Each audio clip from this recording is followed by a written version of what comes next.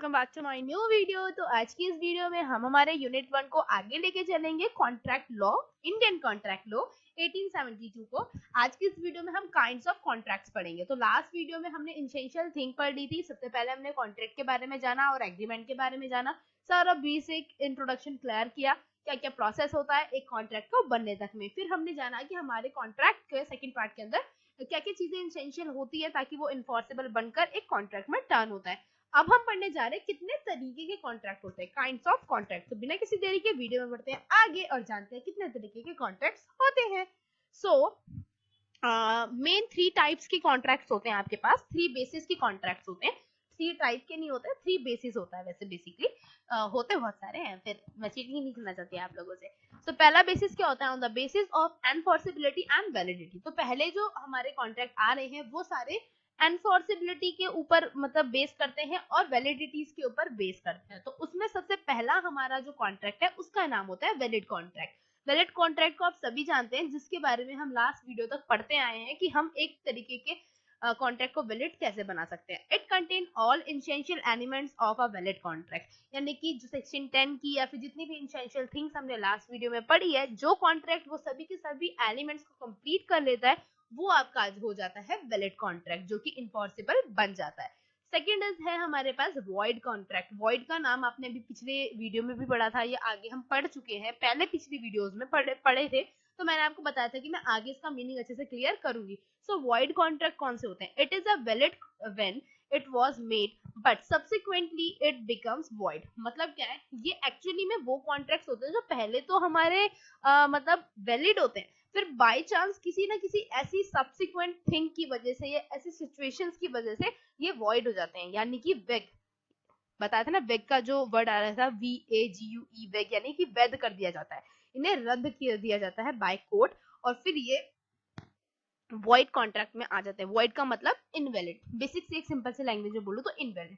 तो ऐसा कौन से कॉन्ट्रैक्ट होते हैं एग्जांपल से भी समझते हैं, और ऐसा क्या सिचुएशन आ जाती है कि ये हमारे वॉइड कॉन्ट्रैक्ट टर्न हो जाते हैं। सो रीजन हो सकता है आपका इम्पॉसिबिलिटी, कुछ ऐसी इम्पॉसिबिलिटी आ जाए जो आप पूरी ही ना कर पाए हो उस कॉन्ट्रैक्ट के अंदर, या कुछ इलीगलिटी आ जाती है जिसकी वजह से जो आपका कॉन्ट्रैक्ट है वो वॉइड हो जाता है। सपोज दैट मिस्टर ए और बी दोनों के बीच में कॉन्ट्रैक्ट हुआ लिक्वर को लेके। लिक्वर क्या होता है? मदिरा, यानी कि शराब को आप कह सकते हो। सो लिक्विड को लेके हुआ, तो उस टाइम पे गवर्नमेंट ने बैन नहीं करी थी दारू, दारू चलती थी। तो मिस्टर ए और बी के बीच में कॉन्ट्रैक्ट हुआ कि मैं 30,000 की तुमसे दारू खरीदूंगा और तुम मुझे 30,000 की दारू दोगे। ठीक है, हाफ पेमेंट होगी। पेमेंट होते ही अब दारू डिलीवर करनी थी थोड़े टाइम में। सो जब तक हमारी गवर्नमेंट ने कर दिया दारू को बैन। अब वो जो कॉन्ट्रैक्ट था पहले तो वैलिड था बाय लॉ, क्योंकि उस टाइम पे हमारी गवर्नमेंट ने उसे बैन नहीं किया था, बट थोड़े टाइम में जब डिलीवरी होने वाली थी हमारे लिक्विड की, उससे पहले इसे बैन कर दिया गया। सो वो कॉन्ट्रैक्ट हो गया अब इलीगल, यानी कि वॉइड। अब वो पॉसिबल ही नहीं है, ये एक इम्पॉसिबल यहाँ पे कंडीशन आ गई और वो हमारा कॉन्ट्रैक्ट इलीगल हो गया। ठीक है, तो ये बन गया अब वॉइड, यानी कि ऐसा कॉन्ट्रैक्ट जो पहले वैलिड था और किसी न किसी सब्सिक्वेंट की वजह से वो इनवैलिड बन जाए, उसे हम वॉइड कॉन्ट्रैक्ट कहते हैं। इसी के अंदर 2 पार्ट्स आपके देखने के लिए मिलेंगे। एक होता है वैलिड एग्रीमेंट, इसके और भी कुछ रीजंस हो सकते हैं वॉइड होने के। ये तो था मेन रीजन जो होता ही होता है, बाकी 2 रीजन क्या और हो सकते हैं? 2 रीजन नहीं, बेसिकली एग्रीमेंट से मैं ये समझाना चाहती हूँ कि ये ना एक्चुअली बीच का है, एक तरीके से ये एक बीच का कॉन्ट्रैक्ट होता है जो बाय चांस वैलिड भी हो सकता है और बाय चांस इनवैलिड भी हो सकता है। बिकॉज देखो, अगर ऐसी कंडीशन नहीं हुई होती तो ये तो वैलिड ही था फिर, है ना। अगर इसका एग्रीमेंट वैलिड हो जाता है, इट्स बिकम इन कॉन्ट्रैक्ट। यहाँ पे हम वैलिड एग्रीमेंट की डेफिनेशन पढ़ रही हूँ मैं। It's become in contract because it was all valid conditions. मतलब अगर इसका एग्रीमेंट ही वैलिड हो जाता है तो ये वैलिड कॉन्ट्रैक्ट में टर्न हो जाता है। ठीक है, बट अगर इसका एग्रीमेंट ही वैलिड नहीं हो पाया तो इसका एग्रीमेंट ही वॉइड हो जाता है, तो ये कॉन्ट्रैक्ट में आता ही नहीं है, तो ये वॉइड कॉन्ट्रैक्ट को उत्पन्न ही नहीं कर पाता। बेसिकली कोई भी वॉइड कॉन्ट्रैक्ट है, अभी हमने डेफिनेशन में पढ़ा, वॉइड कॉन्ट्रैक्ट वो कॉन्ट्रैक्ट होते हैं जो पहले वैलिड कॉन्ट्रैक्ट होते हैं बट किसी कंडीशन की वजह से वो रद्द कर दिए जाते हैं। सो वो जो बन जाते हैं वो बन जाते हैं वॉइड कॉन्ट्रैक्ट। बट कभी कभी ऐसा होता है कि ये जो कॉन्ट्रैक्ट्स होते हैं ये वैलिड भी नहीं बन पाते हैं। कब ये कंडीशन आती है? जब इनके एग्रीमेंट ही वॉइड हो जाते हैं, किसी ना किसी कंडीशन से हम एसेंशियल थिंग्स को पूरी नहीं कर पाते। अब ये कंडीशंस क्या हो सकती हैं? या तो आपने किसी माइनर के साथ एग्रीमेंट किया होगा, ये भी एक कंडीशन होती है ना, कॉम्पिटेंट में पढ़ा था हमने ऑप्शन में, माइनर के साथ अगर आप इलीगल ऑब्जेक्ट के साथ करते हैं तो भी एग्रीमेंट जो होता है आपका डिले कर दिया जाता है, इनवैलिड होता है, या आप किसी इम्पॉसिबल एक्ट के साथ करते हैं तभी भी आपका जो एग्रीमेंट होता है वो डिले कर दिया जाता है। सो बेसिकली ये हो जाता है आपका वॉइड एग्रीमेंट, यानी कि एग्रीमेंट ही जब वैलिड नहीं बना तो कॉन्ट्रैक्ट तो वो आगे जाएगा ही नहीं फर्दर पढ़ने के लिए। बट अगर आपका एग्रीमेंट वैलिड हो गया सो वो आगे प्रोसेस के लिए जाता है कॉन्ट्रैक्ट बनने के लिए। तो आई होप सो आपको वैलिड एग्रीमेंट और वॉइड एग्रीमेंट भी समझ में आ गया होगा, वैलिड कॉन्ट्रैक्ट और वॉइड कॉन्ट्रैक्ट भी समझ में आ गया होगा। तो चलते हैं आगे, हमारा लास्ट पढ़ते हैं on the basis of enforceability. 3 तरीके के होते हैं ना कॉन्ट्रैक्ट, तो ये हमारा लास्ट ऑप्शन है उसके बेसिस का, voidable contract. What is the meaning of voidable contract? अब ये वॉइडेबल क्या होता है, हमने वैलिड पढ़ा, वॉइड पढ़ा, अब ये वॉइडेबल क्या होता है? A voidable contract continue to be valid, it is rejected by the party, aggressive party entitled to do. मतलब क्या है अब इसका? इसके नेम से हमें लग रहा है कि ये वॉइडेबल है, यानी कि इसे वॉइड किया जा सकता है, यानी कि रिजेक्ट किया जा सकता है। A voidable contract continue to be a valid, it is rejected by the party, aggressive party entitled to do so. मतलब क्या है कि ये एक ऐसा कॉन्ट्रैक्ट है जो होता तो वैलिड है बट इसे रिजेक्ट किया जा सकता है बाय पार्टी। कौन सी पार्टी? एग्रेसिव पार्टी, यानी कि एक तरीके की दुखी आत्मा पार्टी। अब ये दुखी आत्मा यहाँ पे क्यों है, तो इसका हम एक एग्जांपल से समझते हैं क्या मतलब होता है। सपोज मान लीजिए मिस्टर ए और बी है, उन दोनों के बीच में किसी भी चीज को लेके कॉन्टैक्ट हुआ है कि मुझे 1 लाख रुपए दे, वो उसे ब्लैकमेल कर रहा है या उसे गन पॉइंट पे रखकर उससे 1 लाख रुपए मांग रहा है। सो उसने कॉन्ट्रैक्ट अपनी जान को बचाने के लिए हाँ कर दी कि हाँ मैं इस कॉन्ट्रैक्ट को रिसीव करता हूँ, एक्सेप्ट करता हूँ, मैं आपको 1 लाख रुपए दूंगा। बट ये वॉइडेबल है, वो चाहे तो इस कॉन्ट्रैक्ट को रिजेक्ट कर सकता है बिकॉज वो फ्री कॉन्स्टेंट होकर अपने कंसेंट को नहीं ले रहा है।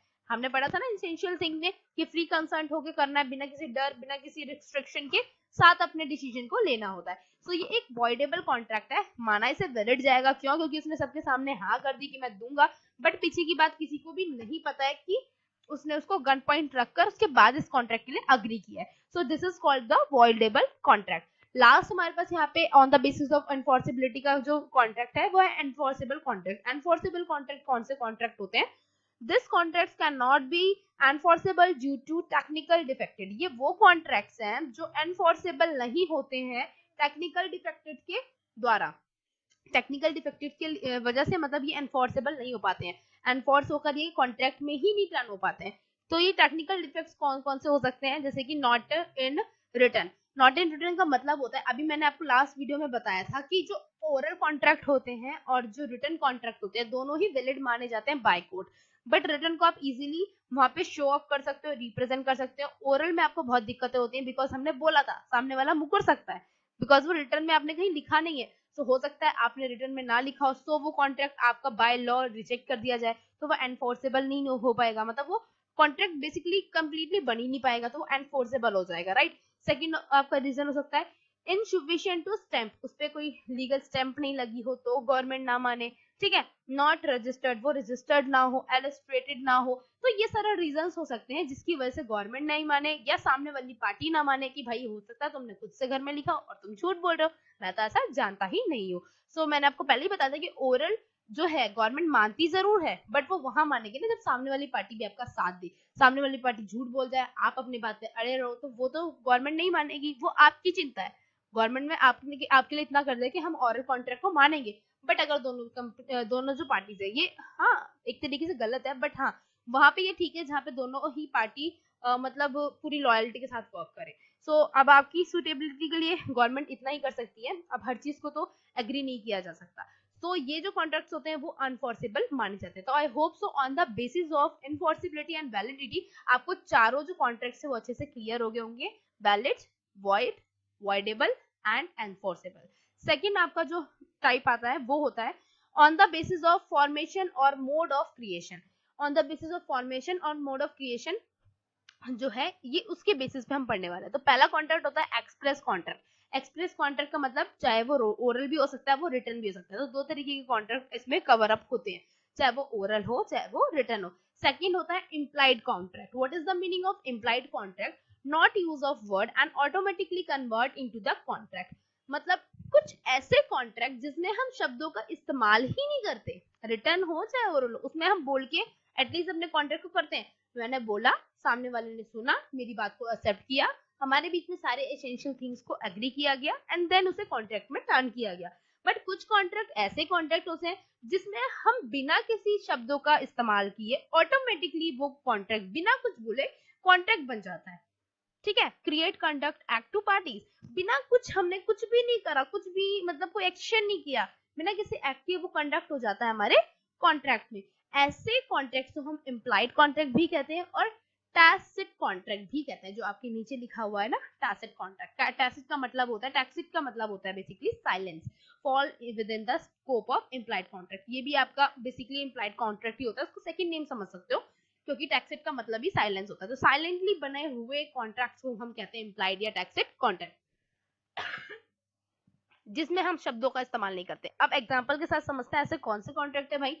सपोज आप उतरे रेलवे स्टेशन पे, रेलवे स्टेशन पे उतरते ही कुली ने आपका सामान उठा लिया, सामान उठाते ही उसने आपसे पूछा नहीं कि भाई आपको कुली की जरूरत है कि नहीं, उसने बिना पूछे, आपने उसको मना नहीं किया, क्यों? क्योंकि आपको भी कुली की जरूरत थी।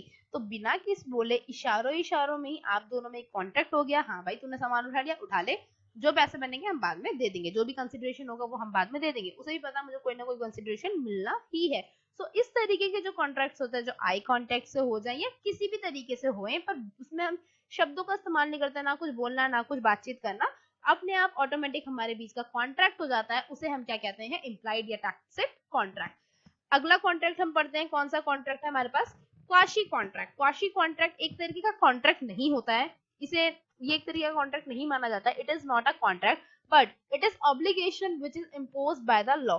ये एक कोई मतलब ये किसी भी तरीके का ना कॉन्ट्रैक्ट नहीं होता, ये एक तरीके का ऑब्लिगेशन होता है जिसे लॉ के द्वारा इम्पोज किया जाए। सो सपोज मान लीजिए, सपोज आपको ना किसी का भी मतलब बेसिकली किसी का भी कोई सामान मिल गया, खोया हुआ सामान आपके पास मिल गया आपको, ठीक है।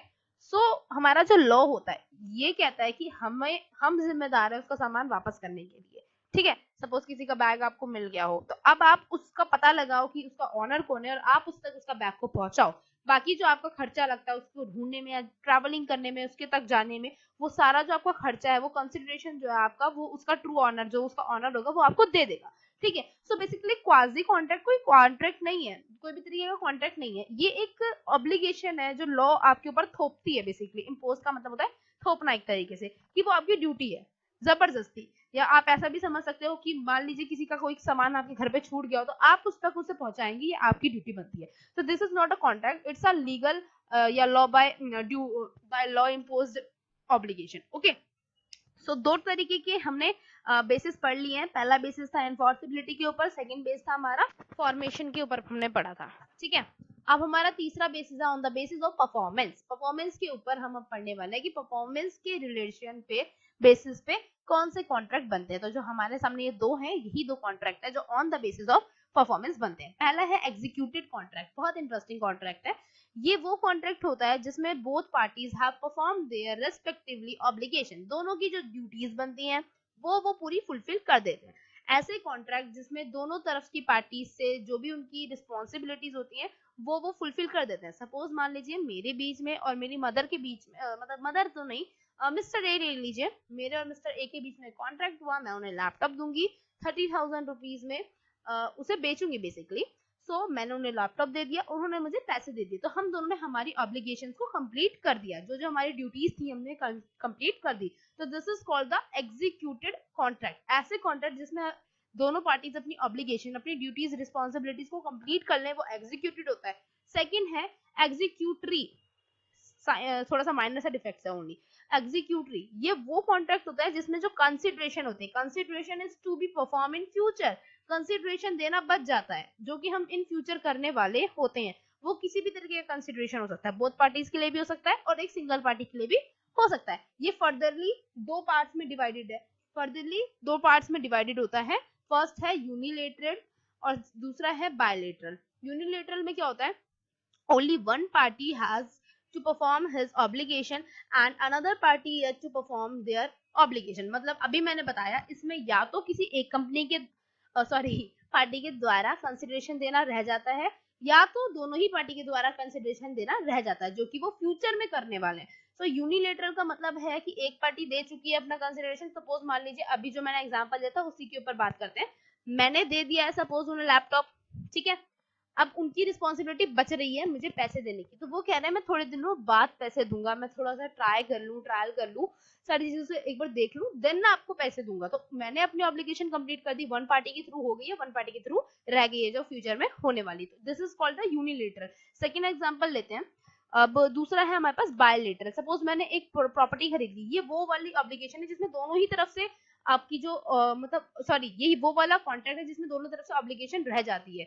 जैसे कि मान लीजिए मैंने एक प्रॉपर्टी खरीदी और प्रॉपर्टी डीलर को मैंने हाफ एडवांस पैसे दे दिए, अभी मैंने पूरे नहीं दिए, मुझे भी हाफ कंसिडरेशन अभी उसे देना बाकी है, और उसने मेरे लिए वो जगह तो बुक कर दी है पर अभी मेरे लिए रजिस्टर नहीं कराया है। वो कह रहा है जब आप मुझे फुल पेमेंट कर देंगे तो मैं आपके लिए रजिस्ट्रेशन करा दूंगी। यानी हाफ काम मैंने कर दिया, हाफ काम उन्होंने भी कर लिया, लेकिन हाफ हाफ काम, हाफ हाफ हमारे कंसिडरेशन बचे हुए हैं जो हम दोनों ही इनकम्प्लीटेड कहलाएंगे।